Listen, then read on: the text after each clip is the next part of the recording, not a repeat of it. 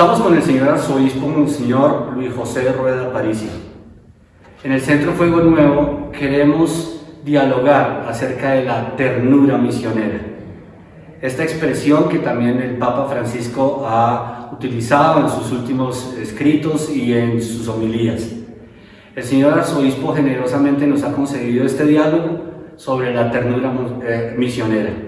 Señor arzobispo, muchas gracias por atendernos. Fabio, con mucho gusto. Muy amable. ¿Qué entiende el señor arzobispo? ¿Qué es la ternura misionera? ¿Cómo podemos comprender esa expresión?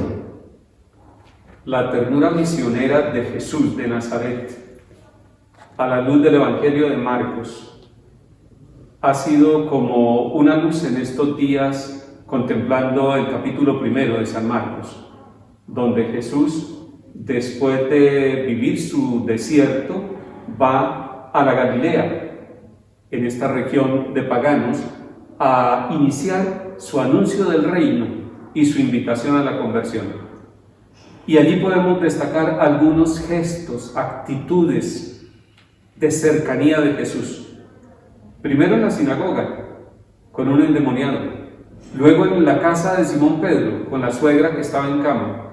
Y luego en espacio público, con un leproso que se le acerca. En todos los tres momentos hay un lenguaje de cercanía, hay unos signos de presencia de Jesús en el diálogo con el otro, con el que puede interactuar. Y eso lo pone al servicio de la misión, lo pone al servicio del anuncio del reino.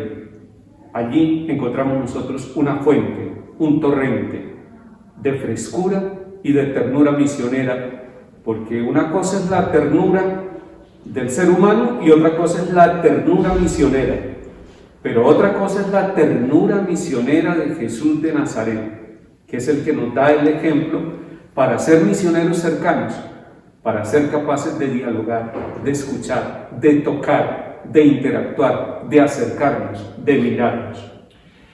Entonces, esa ternura misionera de Jesús de Nazaret es ese modelo, esa propuesta a la que estamos llamados a seguir, esa ternura que permite acercarse al otro, considerar al otro en el amor de Dios, en la misericordia de Dios. ¿Es así? ¿Podemos entenderlo así?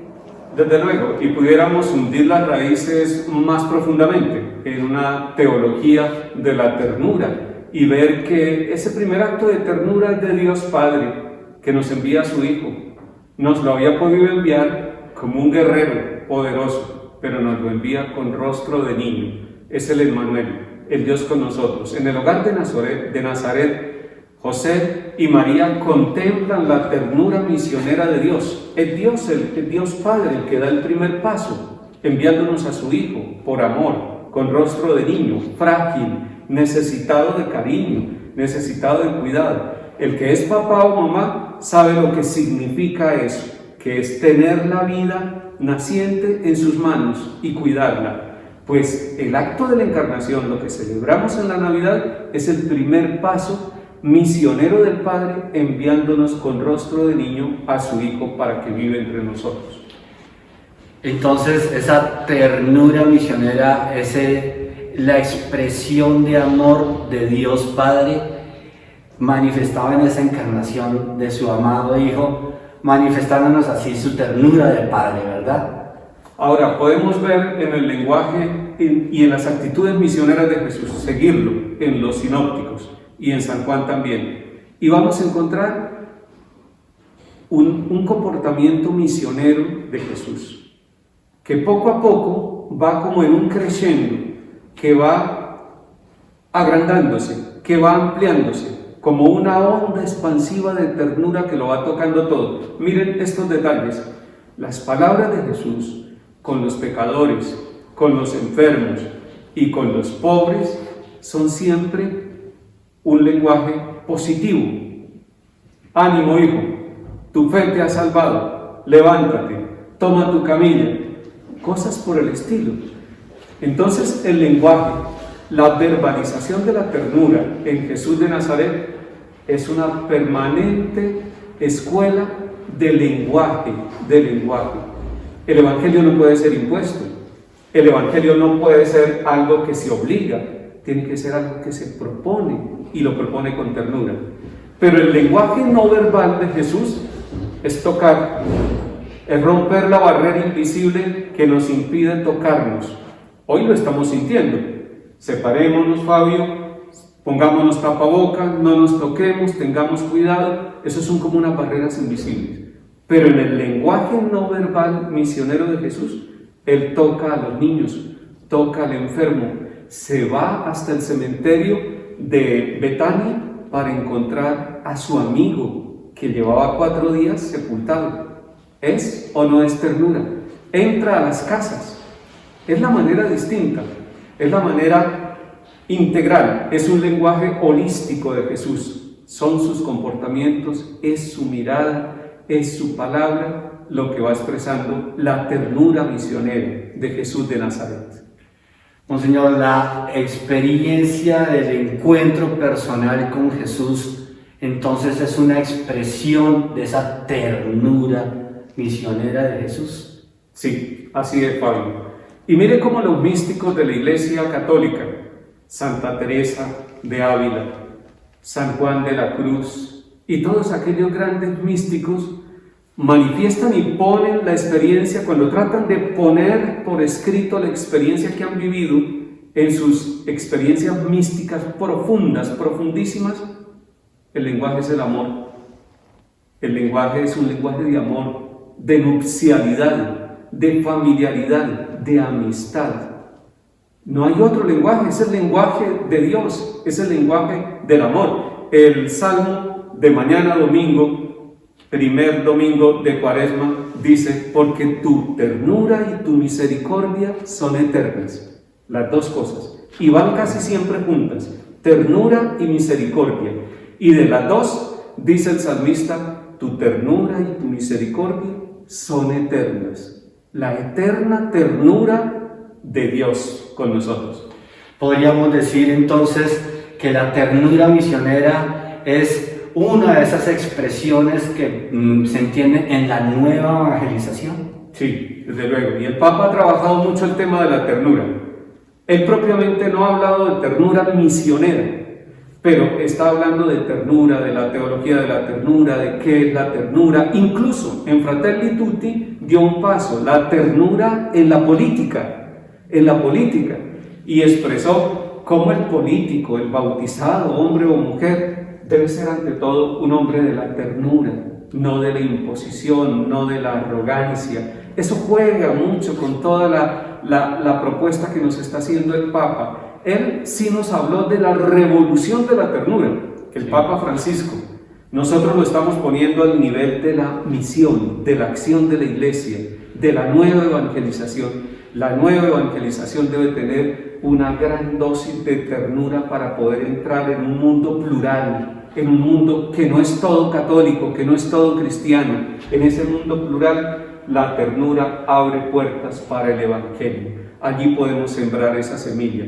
Él lo dijo de la revolución de la ternura, el Papa Francisco. Luego nos habló de la ternura en la política. Él ha hablado de la ternura y ha descrito la ternura. Ha dicho: ¿qué es la ternura? Se pregunta en Fratelli Tutti y dice: mirarnos a los ojos, descubrirnos, tener la posibilidad de vernos como hermanos.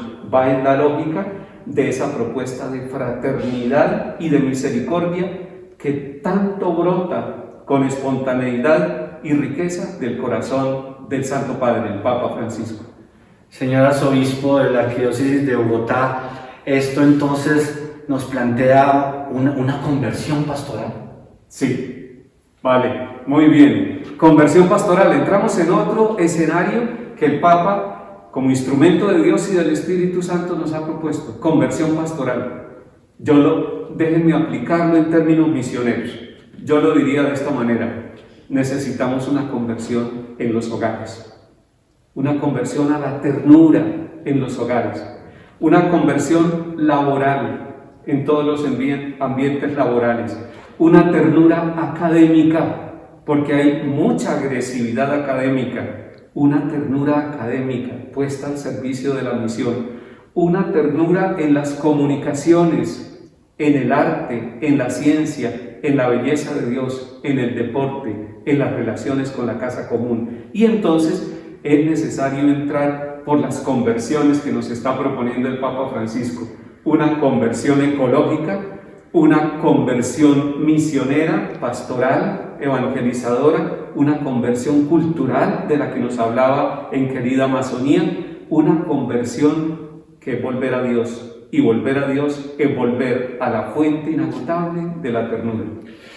Parecería que la palabra ternura es como muy contradictorio en nuestra sociedad. ¿Cómo se relaciona esa ternura misionera en la realidad de nuestro país, de nuestra Colombia, en estos momentos, en esta coyuntura? Gracias por esa pregunta, porque es que cuando se habla de ternura, muchos identifican ternura con debilidad, Sí. amaneramiento o cosas así por el estilo, debilidad, fragilidad. Eso, la ternura es más bien como rosada, la ternura como que no agrada. Este es el mundo de los fuertes, de los valientes, de los luchadores, de los exitosos.